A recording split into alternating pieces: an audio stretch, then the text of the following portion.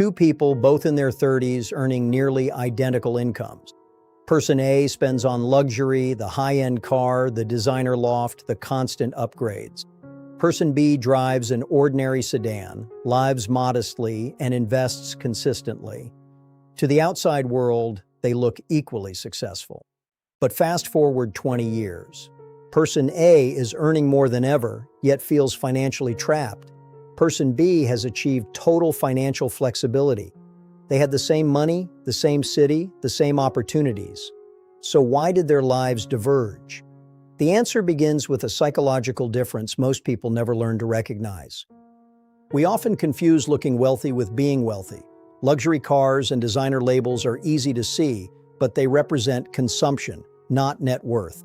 Income is what you earn. Wealth is what you keep. This is the psychology of wealth. We live in an age of constant comparison. Social media has turned other people's highlight reels into the measuring stick for our own lives.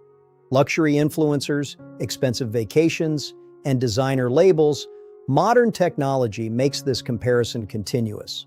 The problem isn't wanting nice things. The problem begins when other people's lifestyles become the benchmark for your own success. This is the psychology of status. Status spending is the act of buying things not for their utility, but for what they signal to others. It's a race with no finish line. Ask yourself one simple, powerful question. Would you still want it if nobody else could see it? When we decouple our identity from our possessions, we take the first step toward true financial freedom.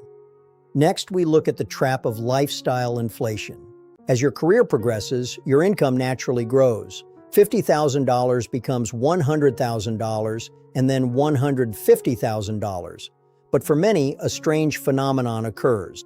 As the salary increases, the lifestyle rises right alongside it. The better apartment, the newer car, the more expensive habits. You're earning more than ever, yet you don't feel any richer. This is the psychological illusion of lifestyle inflation. When your income rises, your spending often rises too, creating a cycle where you are working harder just to maintain a new, more expensive baseline. The danger isn't the spending itself, it's that we forget that wealth is the gap between what we earn and what we spend.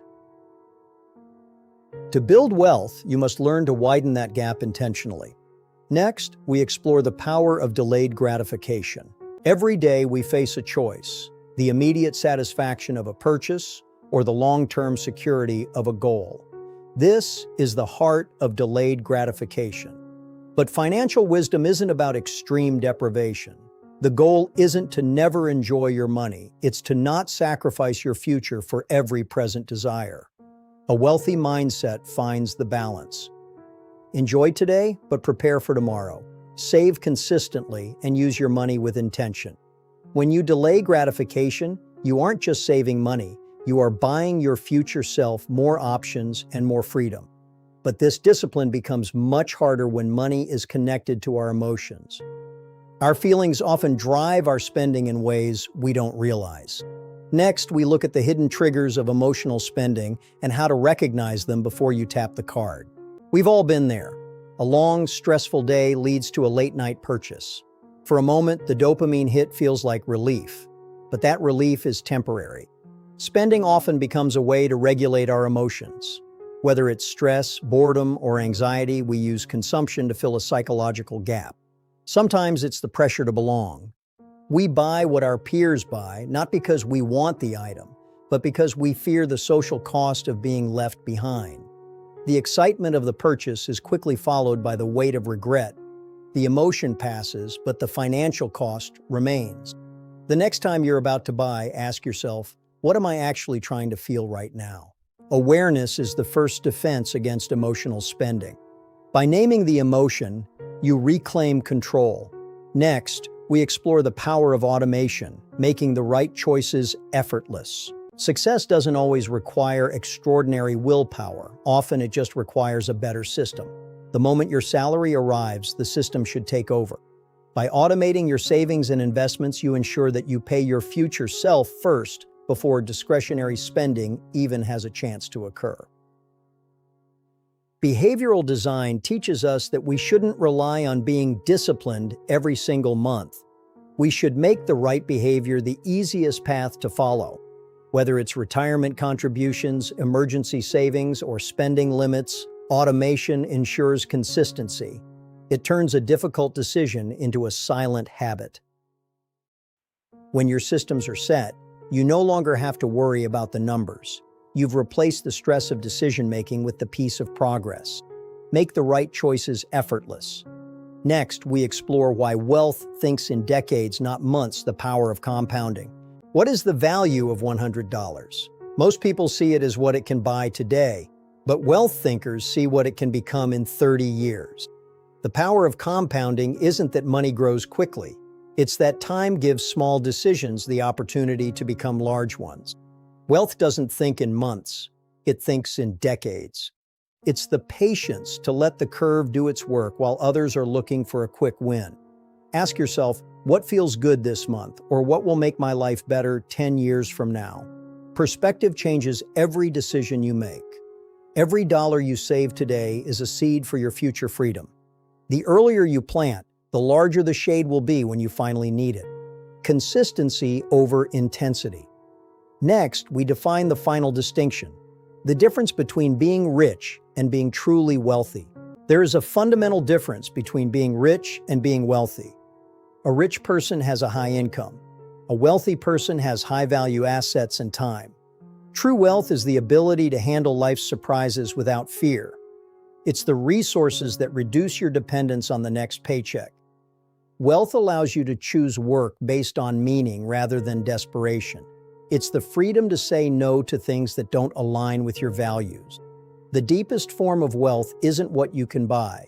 It's how much freedom your financial decisions create for your future self. Define wealth by your freedom, not your spending. Next, we share the 5 questions every wealthy thinker asks.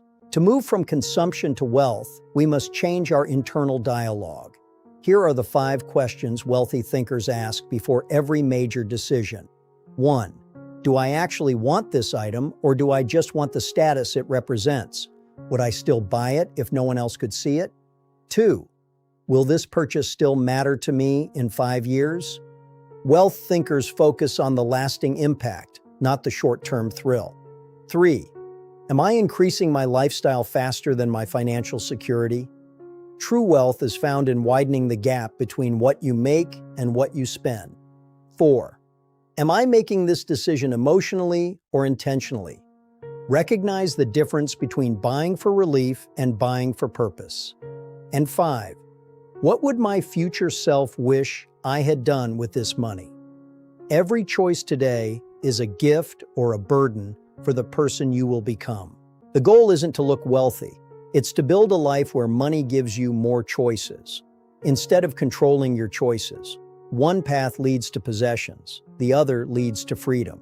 Because the richest life isn't necessarily the one with the most things. It may be the one where you need the fewest things to feel secure. Wealth isn't about becoming richer overnight. It's about making better decisions for a very long time. It's a journey of wisdom, discipline, and patience. Define your wealth by the freedom it creates. This is golden wisdom, growing older, living better, living.